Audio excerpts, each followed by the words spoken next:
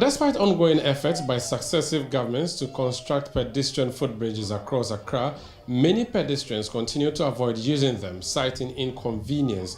This persistent disregard has raised public safety concerns, prompting the National Road Safety Authority to issue warnings about prosecuting offenders. In this report, ChannelOne News' Adjoa Tinkrama Domina explores the pedestrian crossings and the measures authorities are implementing to address the issue.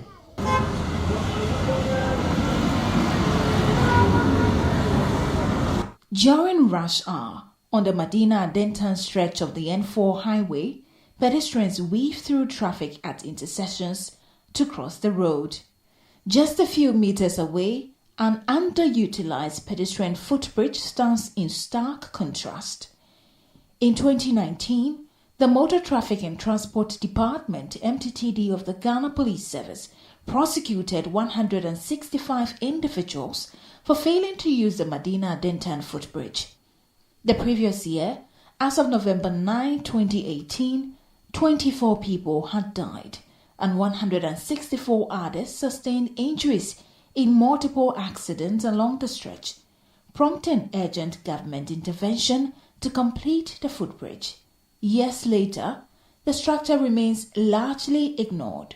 When you're in a hurry, you have to do the ways and means to cross the road because the footprint is it's a long process or a long distance. And you crossing the road is very short to wherever you're going. That's why we normally cross the road without using the footprint. I saw you crossing. Yeah, because I'm in a hurry. I'm going to Ashaiman. And I have to get there before maybe 7. I'm not worried of a car knocking you down.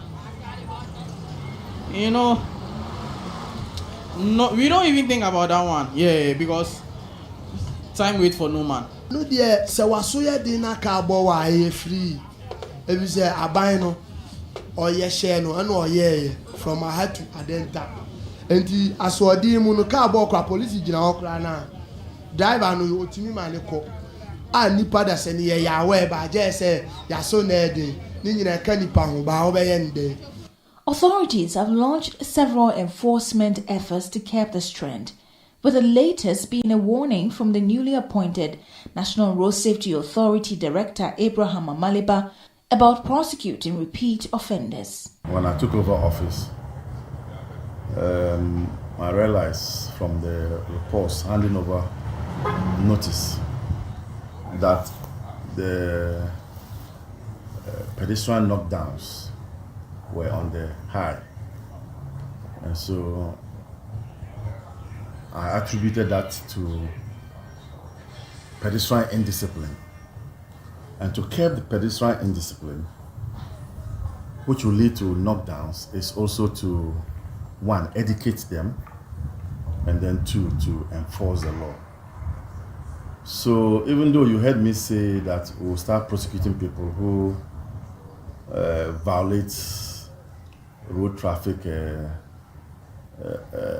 rules, the issue has to do with first educating them to know that for road safety, we can only achieve it when all of us, that's pedestrians, drivers, and road users, all come together to ensure that we obey the rules. Public safety experts support the move, calling it a step in the right direction, but stress the need for sustained enforcement. They sustain it. I mean, if you remember the former Greater Accra Regional Minister, Henry Korte, was trying to whip people to line, and some of the lawyers, my brothers, my friends, said it was inhumane. Some of them had some bashing when they tried doing that. And so I think they will just, when these people are actually fined, it should be in the public notice so that at least people will see that, oh, this person was fined for no reason. The next time he get there, if you find out that you're going to spend about maybe 500 Ghana cedis for a fine for not walking about 3 minutes to cross a footbridge at your own for your own safety, I'm sure people will now be whipping to line and people will start to encourage themselves and their friends. It's a form of exercise. Meanwhile, at locations where pedestrian footbridges are in use, they often double as trading spaces, raising further safety concerns. But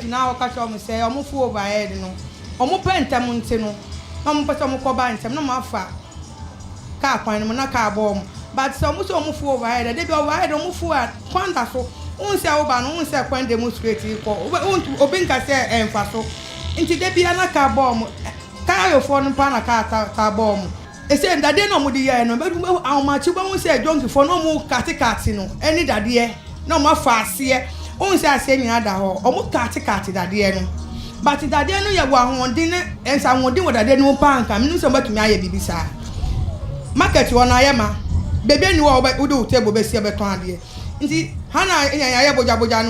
In 2020, the government approved a €28 million budget for the construction of 50 footbridges nationwide.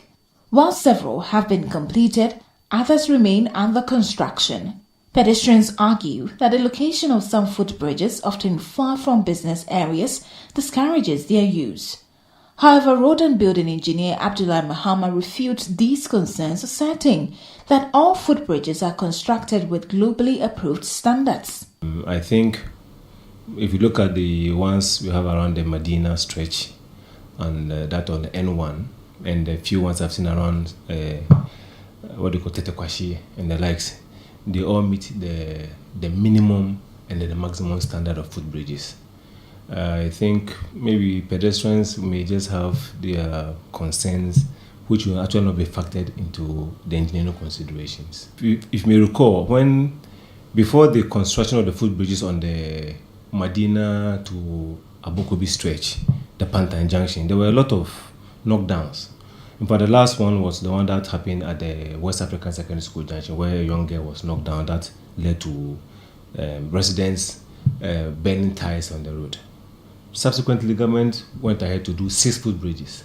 And so sad that you see just at the Zongo Junction, just underneath the footbridge, people are crossing, risking their lives. Public safety analysts suggest the government explore additional strategies to increase footbridge usage across the country. Been there before. So I would want Abraham to approach this a lot more scientifically than it has been approached in the past. What were the reasons why people were not using these bridges? Number one, what sort of education has gone into, using or enforcing this law and encouraging people to use the bridges? If we lose the bit about education, understanding people's behavior, we can do all we can. You put 100 people in jail, 100 more people will violate the rule. With several investments and interventions by successive governments to improve road safety, particularly on the construction of footbridges, the onus lies on pedestrians to make use of these infrastructure to reduce the incidence of road crashes on our highways. Reporting for Channel One News, I am Ajua Tinkrama Domina.